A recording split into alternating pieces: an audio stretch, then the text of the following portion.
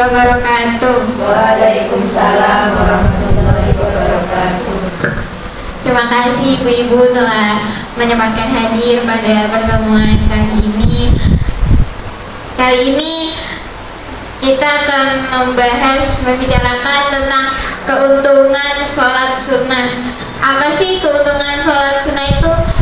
Apa ya manfaatnya sholat sunnah itu? Kan sholat wajib aja itu cukup. Oke, cukup, tapi ada tambahan sholat, namanya sholat sunnah. Sebagian orang itu kalau membahas tentang sunnah pasti gak wajib. Nah, ini mindset yang salah, ini pemikiran yang salah, ge. Wajib itu ibaratnya kayak nasi. Nah, sampean makan nasi ini adalah hal wajib. Orang kalau makan nasi itu pasti kenyang, tapi apa ada rasanya? Enggak. Nasi itu perlu sambal, ikan, kerupuk, tahu, tempe. Seperti orang yang sholat wajib ditambahi dengan sunnah.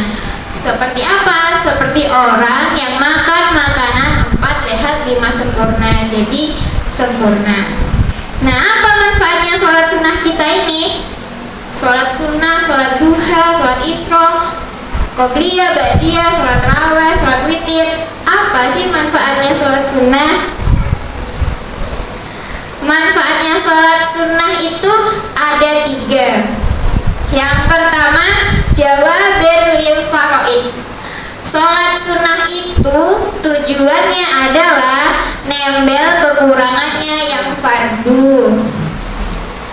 Ibu, sholat itu yang dinilai bukan cuma gerakannya, tapi yang dinilai itu kekhusyukannya. Misal sampean sholat isya, Allahu Akbar, gak khusyuk di sini, gak dosa. Soalnya sampean sudah menunaikan sholat isya. Tapi yang jadi pertanyaan di sini, apakah sholat kita itu diterima oleh Allah? Apakah sholatnya itu diterima? Jadi kata Sayyidina Ali, beliau berkata, jadilah kamu mementingkan diterimanya amal daripada selesainya amal. Jadilah kamu mementingkan diterimanya amal daripada selesainya amal. Misalnya gini, sampean kerja nih, jangan cuma mikir, oh kerjaan saya sudah selesai, jangan cuma mikir itu. Kerjaan saya itu bagus gak ya? Kerjaan saya itu diterima gak ya? Orang ini bakal manggil saya lagi gak ya buat kerja? Itu pemikiran orang yang cerdas. Apalagi soal bermuamalah dengan Allah. Paham ge? Disinilah orang kalau sholat fardu kemudian ditambahi dengan yang sunnah, di fardunya ini ada yang kurang khusyuk, maka sholat sunnah ini menjadi penembelnya untuk naik seperti itu. Jadi untuk menembel sholat fardu. Yang kedua apa? Yang kedua yaitu yananu biha mahabbatullah. Orang kalau sholat sunnah ini adalah sholat yang paling kuat untuk menjadi penyebab dicintainya oleh Allah.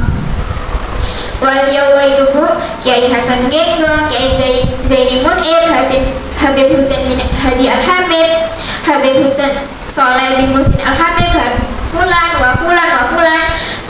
Para habaib itu gak mungkin jadi orang hebat tanpa melakukan yang namanya sholat sunnah. Pokoknya para habaib itu Bu, kayak Fakihil Muqaddam, sholat sunnahnya itu 1000 rakaat. Syekh Ahmad Ar-Rifai, sholat sunnahnya 1000 rakaat. Syekh Ahmad bin Alwan 1000 rakaat. Ini 1000 rakaat, itu 1000 rakaat. Kenapa? Karena dikatakan sholat sunnah itu adalah penyebab paling kuat dicintainya Allah kepada manusia. Jadi sholat sunnah itu menjadi penyebab yang paling kuat dicintainya seorang hamba oleh Allah. Dikatakan lagi, misal seperti ini perumpamaannya biar makin paham.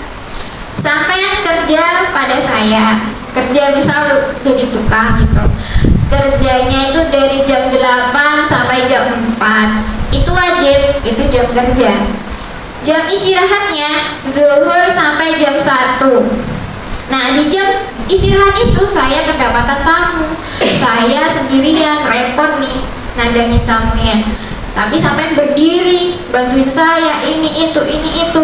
Apa yang ada di dalam hati saya?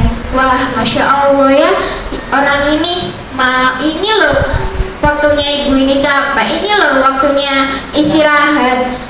Tapi ini loh gak wajib, tapi tetap dilakuin, tetap bantu saya. Jadi apa yang saya pikirkan di hati saya, apa yang ada di dalam hati saya, kalau saya ada apa-apa, sampean dulu yang saya dahulukan. Karena sampean membuat saya cinta, karena sampean rela mengeluarkan tenaga sampean di jam yang tidak wajib itu. Dikatakan juga bahwasanya apa? La yazalu abdi yataqarrabu ilayya bin nawafili hatta uhibba. Senantiasa hambaku itu mencuri perhatianku dengan melakukan sholat yang tidak aku wajibkan kepada dia. Tapi dia selalu mendekat kepadaku dengan sesuatu yang bukan aku wajibkan. Maka jadi apa? Aku mencintai dia. Begitu. Kalau sudah dicintai Allah itu Bu, apa dapatnya kalau dicintai Allah, kata Rasulullah? Lisannya saja Allah berikan keajaiban di setiap lisannya. Makanya kenapa orang soleh itu ludahnya, kalau ada orang sakit itu perlu ludahnya orang soleh, kayak tuh gitu, perlu ludahnya. Kenapa? Ludahnya orang ini adalah ludah orang yang selalu mendekatkan diri kepada Allah, ludah yang diridhoi, orang yang diridhoi Allah, ludah orang yang dicintai oleh Allah. Penglihatannya itu Bu menjadi penglihatan super, bukan penglihatan biasa. Kami nasibyan yal'ab amanal rijal fanadzara ilaihi fanasara sibyan. Berapa banyak anak kecil main di depan orang soleh yang suka sholat sunnah, ketika dipandangnya anak kecil itu oleh orang soleh, dia mendapatkan pandangan orang yang diridhoi oleh Allah, maka anak kecil itu menjadi wali yang besar, menjadi orang soleh. Kenapa? Karena pandangan itu adalah pandangan orang yang dicintai oleh Allah. Nah, kita masuk yang ketiga. Apa keistimewaannya sholat sunnah ini? Yang ketiga, yang pertama tadi kan satu, nutup daripada atau nembel kekurangan sholat fardunya kita. Yang kedua yaitu mendapat cintanya Allah. Dan yang ketiga apa? Yang ketiga godoil hawaij. Semua hajat sampean kalau ingin dikabulkan sama Allah, ketuk pintunya Allah dengan sholat sunnah. Tapi jangan pas perlu aja, jadi kayak istiqomah gitu. Dikatakan oleh Sayyidina Abdullah bin Mas'ud, beliau mengatakan, idza kana rajulu fi sholati fa inna ma yaqra'u babal malik wa man yaduhum ala gharil bab yushik an yuftah lahu. Orang sholat itu Bu seperti ngetuk pintunya raja, seperti ngetuk pintunya pemilik. Ketuk satu kali, nggak keluar, ya mungkin rajanya ada di dapur atau nggak dengar gitu kan. Kalau diketok itu baru dibuka. Tapi ini perumpamaan bahasa manusianya. Sang raja diketok sekali aja, tok, itu nggak ngebuka. Kalau diketok berkali-kali baru buka, itu sama seperti Allah.